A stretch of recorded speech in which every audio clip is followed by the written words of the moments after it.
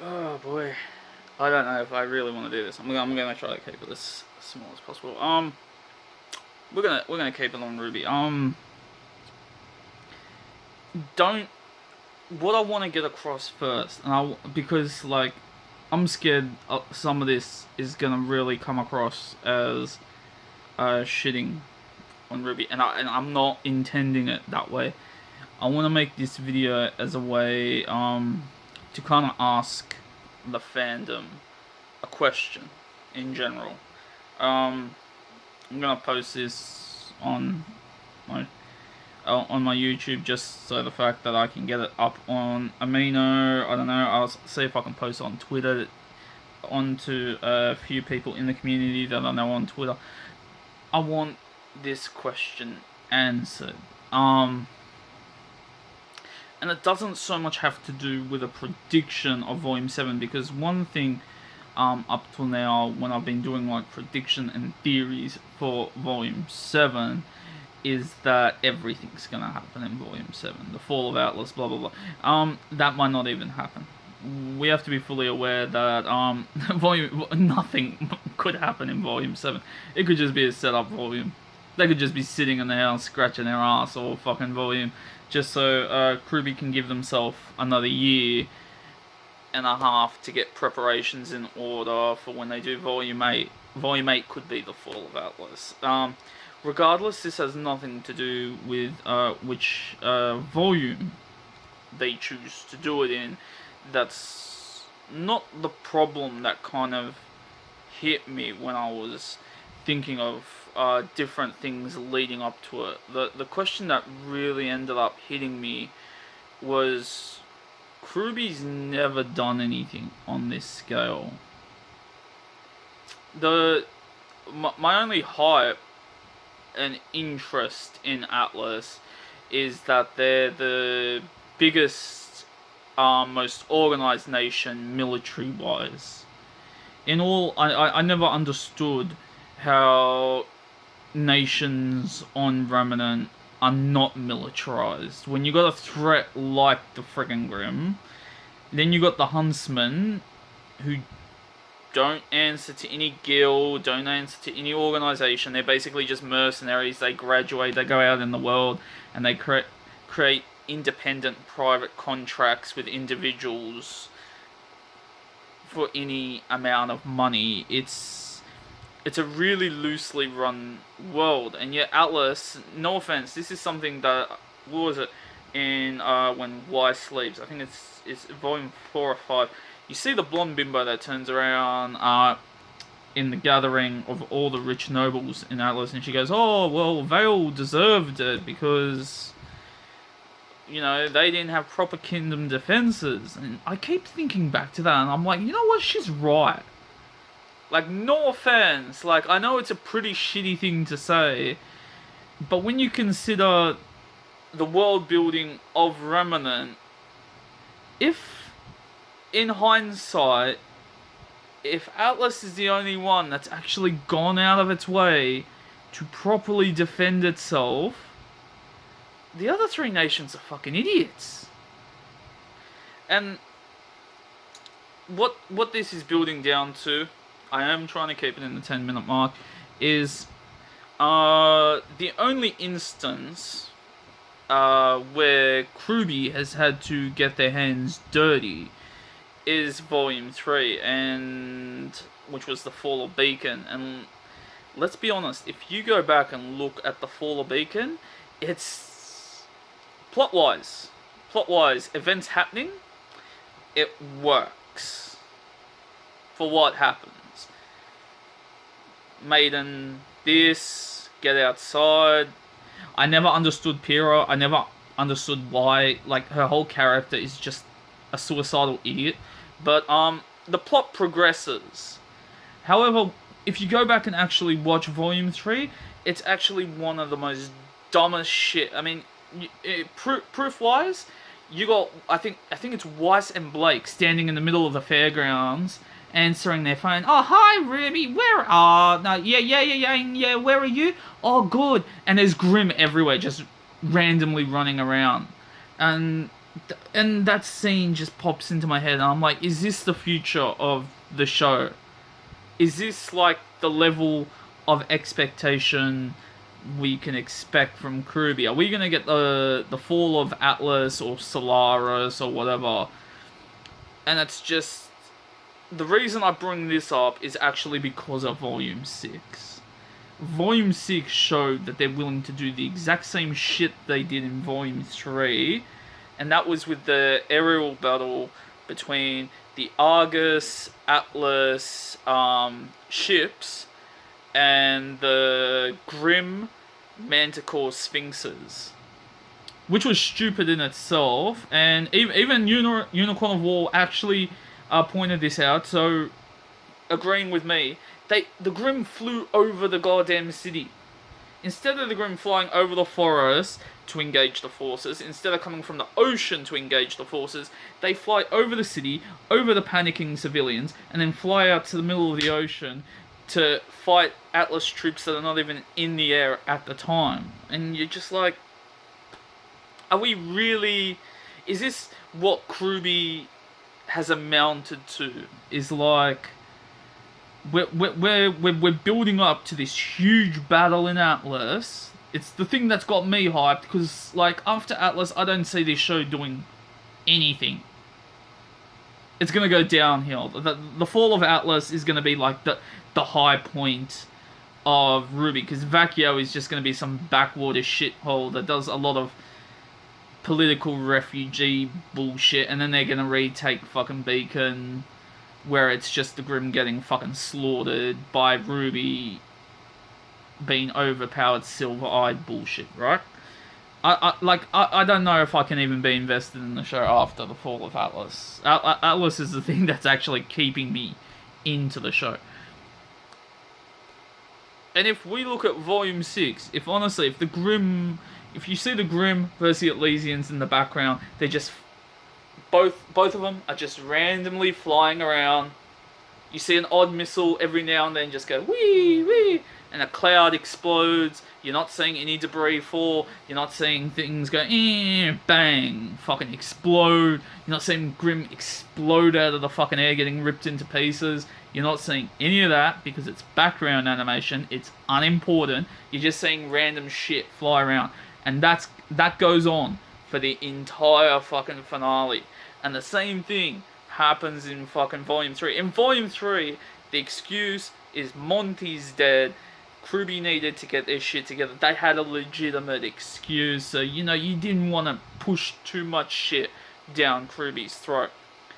By Volume 6, there's no fucking excuse. And the best part of Volume 6's finale was recycled Monty animation from Volume 3.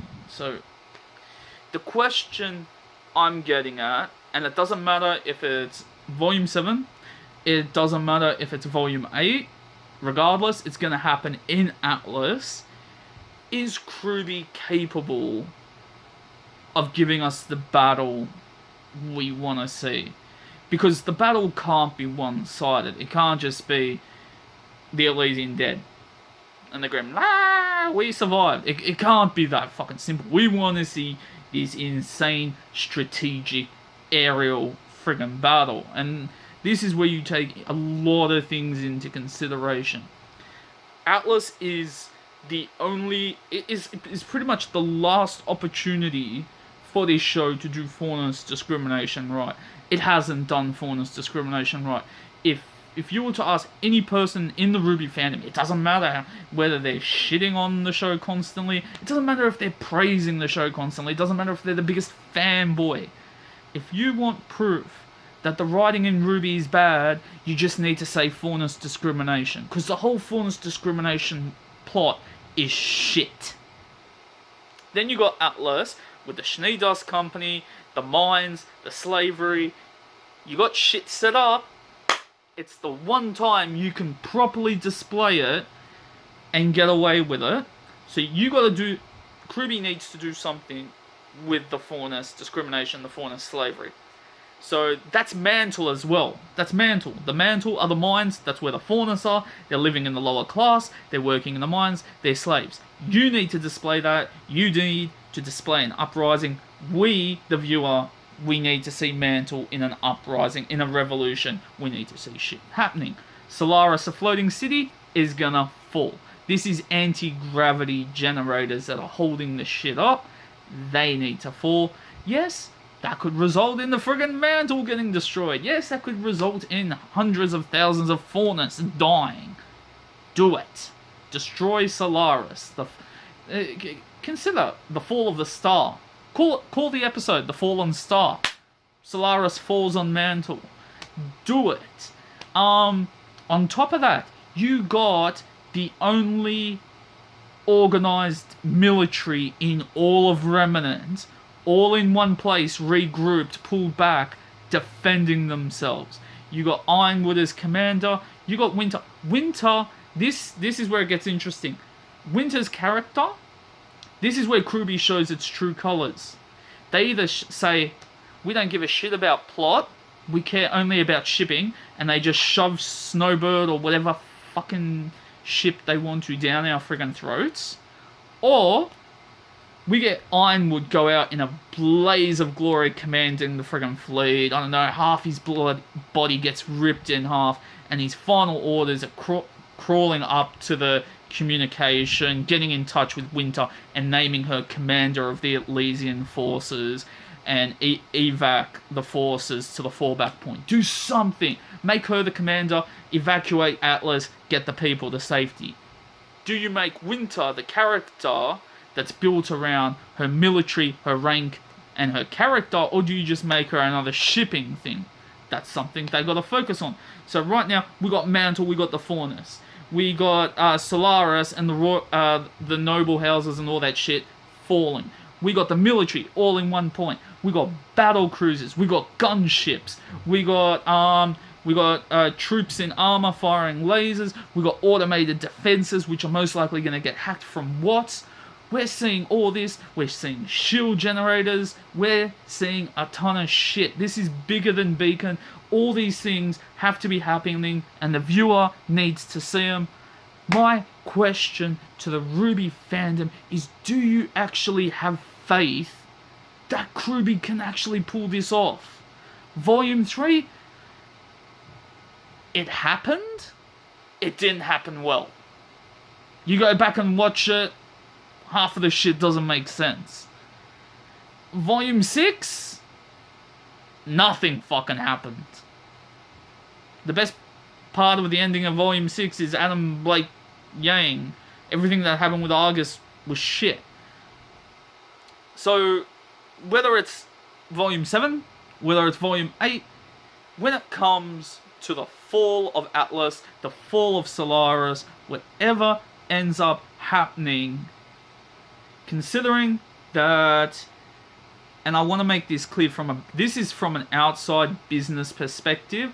Gray, who's working at he wouldn't give two fucks about Rwby at this point, because Monty's personal project and Miles and Kerry's personal project Rwby, and then Gray's got his personal project Genlock.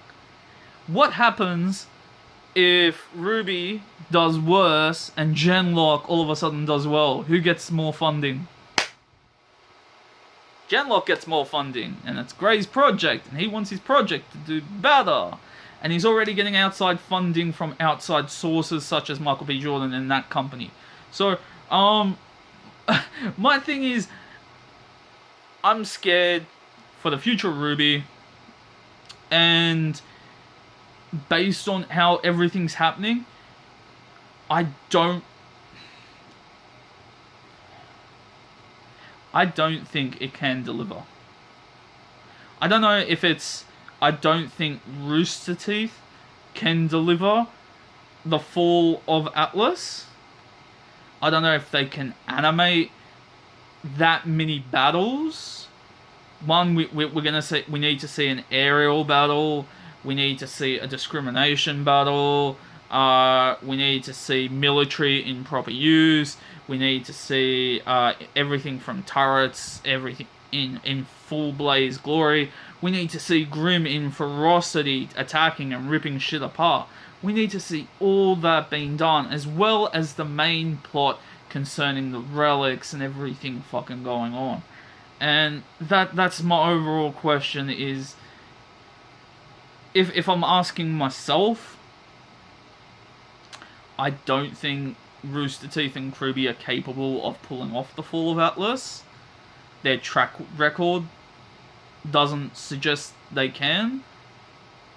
What does the Rwby fandom think? Do you think also it's about this time that Rooster Teeth should consider either a hard reset? And a hard reset means no more retcons or nothing. The show just restarts. No more Rwby. You probably won't see Rwby for like 2-3 years. It will just restart. And they'll pull more funding in it. We'll see more content. Or they sell Rwby to another studio with a stipulation that it be 3D. I don't know. Maybe 2D.